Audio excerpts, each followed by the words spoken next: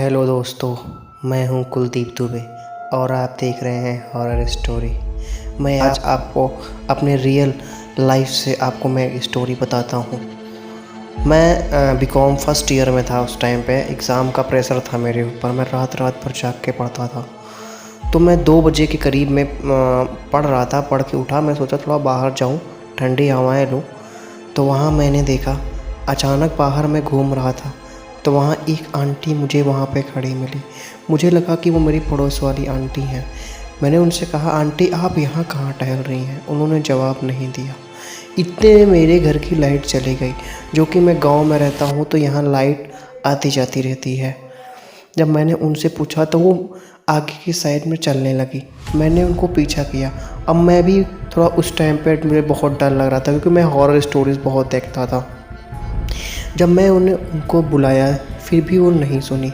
इतने में मुझे अजीब सा डर लगा। मैं भागते हुए सीधा, मेरे दादाजी बरामदे में लेटे हुए थे, मैं उनके पास जा खड़ा हुआ। फिर मैं कुछ देर सोचा, फिर मैंने अंदर गया मैं कमरे में। दूसरे दिन जब मैं पढ़ रहा था, वही 1:40 से 1:45 के बीच में मैं बाहर निकला। मैं देख रहा हूँ मेरे घर के बाहर एक आंवला का पेड़ था। वहाँ पे एक मुझे रोने की आवाज़ आई। तो क्या होता है गांव में, कभी कभी क्या होता है गांव में, जैसे बिल्लियाँ रोती हैं तो लगता है कोई आदमी रो रहा है, कोई लड़की या कोई औरत रो रही है। जब मैं वहाँ पे गया तो मैं देखा कि वहाँ एक औरत जो है सर नीचे करके रो रही थी। उसके बाल बिखरे हुए थे। मैंने टार्च मारी। वो बात मैं याद करता हूँ, मेरे रोंगटे खड़े हो जाते हैं। मैं डरता डरता उनके पास गया। मुझे लगा कि वो मेरी आंटी होंगी, पड़ोस वाली। जब मैं उनके पास जाके देखा तो उन्होंने मेरी तरफ देखा। मैं वहाँ से देखते ही उनको मैं भाग खड़ा हुआ। मैं आया घर पे, दादी को उठाया, फिर मैं दादी को वहाँ पे लेकर गया। वहाँ पे कोई नहीं था। फिर दादी को मालूम पड़ गया कि मैंने शायद कुछ देखा था, क्योंकि मेरे पड़ोस में ही एक आंटी थी जिन्होंने सुसाइड कर ली थी। बताते हैं उन्हीं की आत्मा आज भी मेरे गांव में भटकती रहती है। मैं आपको बताता हूँ। फिर 8-10 दिन मुझे कुछ नहीं हुआ। मैं भी अपने में मस्त हो गया। मेरा एग्ज़ाम सब कुछ ख़त्म हो गया। गर्मी का महीना था, वही मई जून का।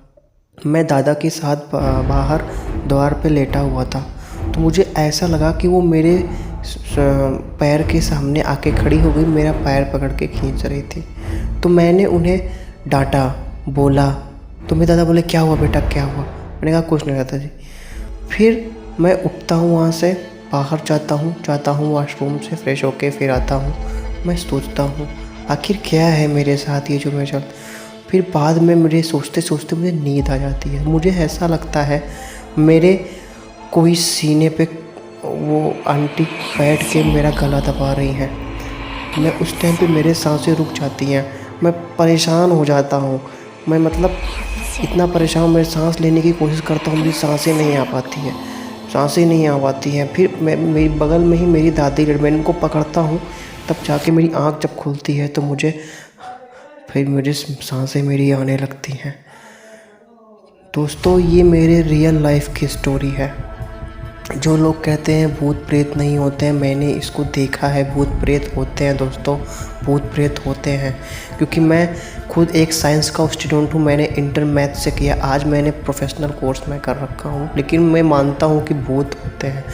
अभी आप देख लो, आखिर क्यों भानगढ़ का किला जो है वहाँ पे 6 बजे के बाद क्यों परमिशन नहीं होता है, क्यों वहाँ पुलिस खड़ी रहती है? आप सोचो दोस्तों, ये आपको सोचना है। अगर आपको मेरी कहानी पसंद आई है तो लाइक और सब्सक्राइब कीजिए, जिससे मैं आगे जब कहानी और बनाऊं तो आपको वो मिल सके।